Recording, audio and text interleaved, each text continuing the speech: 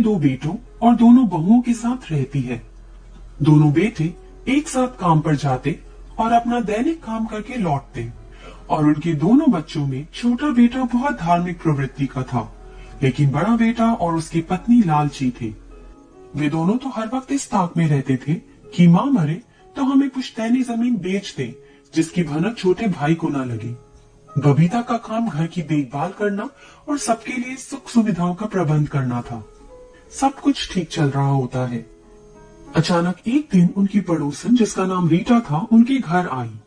उसकी बड़ी बहू से बहुत गहरी दोस्ती थी। वे दोनों बातें करने लगी। कुछ ही देर में बड़ी बहू उसे अपने कमरे में ले गई।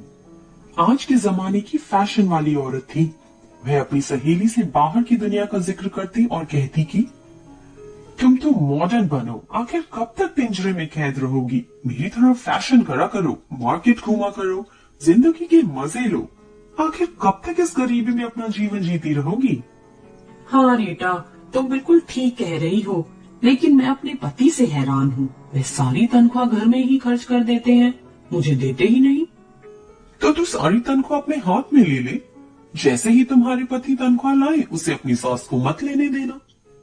हाँ ठीक है, अब से ऐसा ही करा करूंगी। बड़ी बहू को बाहर की चमक धमक बहुत अच्छी लगती है। वह बड़े लोगों जैसा स्टेटस बनाकर रखना चाहती है, पर उसके आड़े उसकी सास आ रही थी, इसलिए वह अपनी सास से पीछा छुड़ाने में लग गई। महीने की पहली तारीख को तनख्वाह मिलने पर वह अपने पति से सारे पैसे ले लेती और उसकी पूरी कमाई फिजूल खर्चे में उड़ा देती, जिस कारण घर चलने में बहुत सी परेशानी उठानी पड़ती थी। इस बात से परेशान होकर माँ ने बड़े बेटे से कहा, बेटा अब तो मुझे सारी तनख्वाह लाकर नहीं देता, इससे घर चलाने में बहुत परेशानी हो रही है। तो क्या मैं इस घर में अकेला हूँ क्या? और तू बता, क्या मैं अकेला ही कमाता हूँ? जा तू छोटे से ले, वो भी तो कमाता है, उससे तो तू कुछ नहीं बोलती। मेरी भी तो कुछ इच्छा है, मेरी पत्नी की भी कुछ इच्छाएं हैं। अब से मैं तुझे पैसे नहीं दे पाऊंगा। बेटा तू ये क्या बातें कर रहा है? अभी तक तो सब ठीक चल रहा था, लेकिन अब? माँ देख, मेरा दिमाग खराब मत कर, मैं तुझे पैसे नहीं दूंगा बस। तो बेटा घर कैसे चलेगा, तू ही बता। माँ, अरे माँ, मुझे नहीं पता। सुन, शहर में मेरा काम धंधा ठीक ठाक नहीं चल रहा है। मैं कई दिनों से लोन लेने के चक्कर में हूँ ताकि हम लोग ठीक से घर चला पाए, लेकिन लोन तो मिला नहीं, ऊपर से तेरी कचकच सुनने को मिल रही है। अरे माँ, चल गांव चलते हैं और वहाँ ही अपनी पुश्तैनी जमीन बेच देते हैं। जमाना बदल रहा है, जरूरतें भी बढ़ रही हैं। आखिर मैं कब तक इस परिवार का बोझ उठाऊंगा? अरे बेटा तू ये क्या कह रहा है? हम क्या तुझ पर बोझ है बेटा? आज तेरे पिताजी जिंदा होते तो तुम लोगों को ये दिन नहीं देखना पड़ता। वे ही कुछ न कुछ व्यवस्था करके हम सबका पेट भर देते। नहीं जी, आप सही कह रहे हैं। क्या हम ही नौकर हैं इस घर के लिए? अब तो मैं इस घर में नहीं रहूंगी।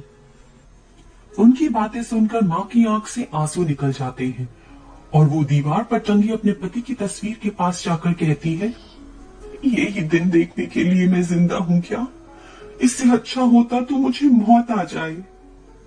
उसका रोना सुनकर छोटा बेटा और उसकी बहू माँ को शांत कराने का प्रयास करते हैं। माँ, आप चिंता ना करें, हम दोनों आपको छोड़कर कभी भी कहीं नहीं जाएंगे।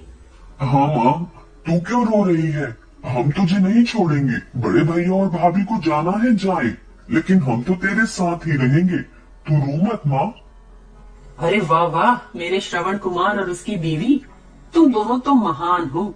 लगता है इस धरती पर तो तुम जैसा कोई मातृभक्त ही नहीं है। वाह रे वाह। हाँ भाभी, तू तो बहुत लालची है। तू हमारे साथ नहीं रहना चाहती? जा, तुझे जहाँ जाना है जा, हमें तेरी कोई जरूरत नहीं।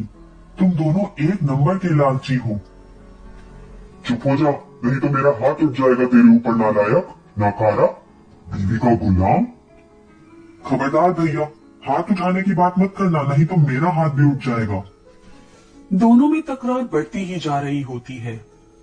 अरे तुम दोनों अपने में ही लड़ते रहोगे। पूरे फसाद की जड़ है तुम्हारी प्यारी माँ। माँ को घर से निकाल के आज फैसला कर ही लो कि ये किसके साथ रहेगी। अब हम इनके लिए तो खाना नहीं बना सकते भाई। मैं भी रात दिन काम करके बहुत थक जाती हूँ, इसलिए अब तो मैं फैसला करके रहूंगी। अगर माँ हमारे साथ रहना चाहती है, सारी जमीन हमारे नाम कर दे, तो ही हम इसे अपने साथ रखेंगे, नहीं तो ये अपना इंतजाम खुद ही कर ले, खुद ही सोच ले कि इसे क्या करना है।